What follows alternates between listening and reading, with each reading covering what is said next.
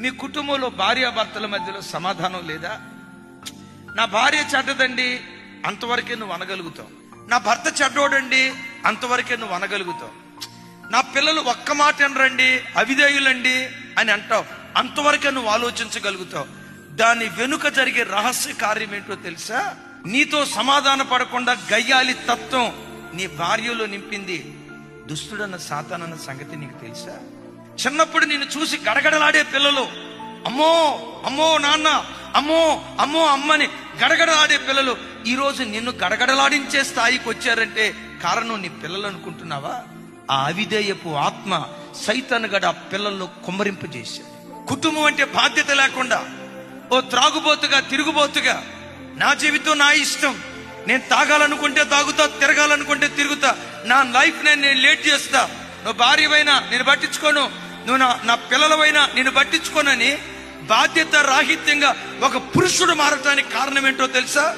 భర్త చెడ్డోడు కొంతవరకు వాస్తవమే, తండ్రి చెడ్డ కొంతవరకు వాస్తవమే, కానీ దాని వెనుకున్న కార్యం ఏంటో తెలుసా? దుష్టుడు ఆ ఇంటిలో జొరబడి యజమానుడిని కాటేశాడు. ఇదంతా దుష్టుడి క్రియ. అయితే సుమి, దుష్టునితో యుద్ధం చేయటానికి శరీర సంబంధమైన ఆయుధాలు ఏవి పనిచేయవు. ఏంటో ఆత్మ సంబంధమైన ఆయుధం? మోకాళ్ళ ప్రార్థన.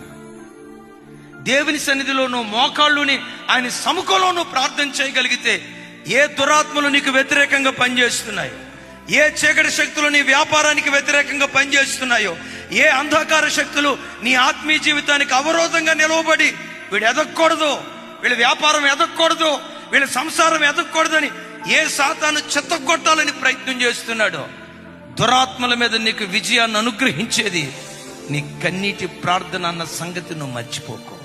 వాడు ఎక్కడ ఓడిపోతాడోనని వాడు ఎరిగి నిన్నన్నీ జయనిస్తాడు.